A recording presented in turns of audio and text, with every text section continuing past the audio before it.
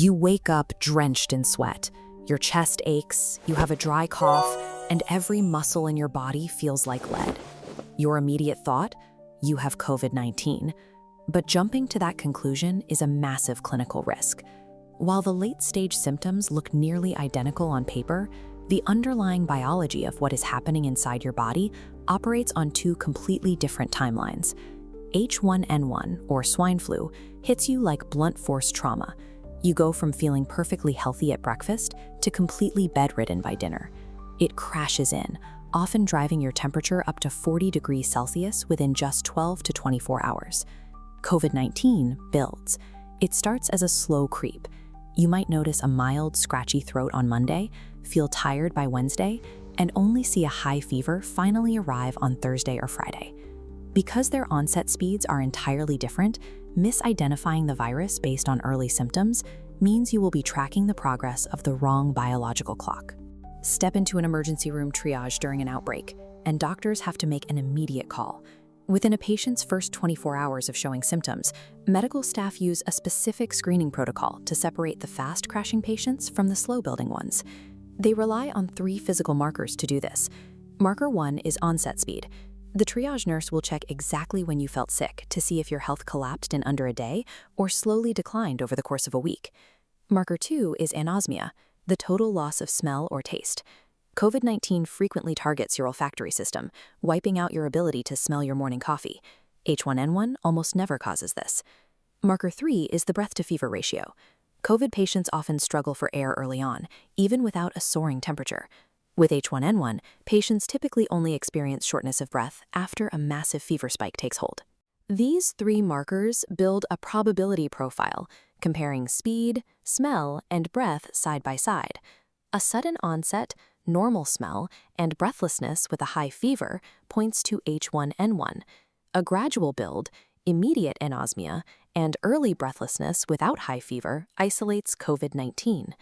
By checking onset speed, smell, and the fever-breath ratio, medical teams can categorize most cases within minutes of a patient arriving.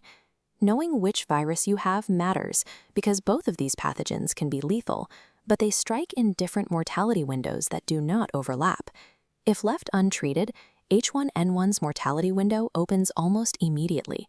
It is most lethal in the first 48 hours, aggressively targeting highly vulnerable groups like young children, pregnant women, and adults with obesity.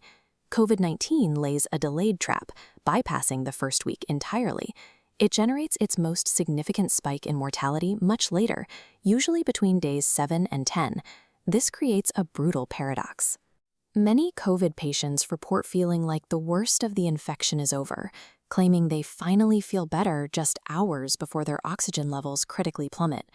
Managing this delayed threat requires intense, prolonged isolation in specialized wards, long after the first cough or scratchy throat appeared. A precise diagnosis allows clinicians to predict which calendar day a patient's body is most likely to fail if left unmonitored. So, what should you do the moment you feel overlapping respiratory symptoms? You have to act fast. First, write down the exact hour you started feeling sick. Second, walk into your kitchen or bathroom and perform a strict smell test, using strong, familiar items like coffee grounds or a bar of soap. Next, count your resting breath rate. A normal adult takes 12 to 20 breaths per minute. If you are taking over 24 breaths a minute without running a major fever, consider it an immediate medical emergency. Establishing that timeline immediately is crucial because of our primary antiviral defense against the flu, Oseltamivir, better known as Tamiflu.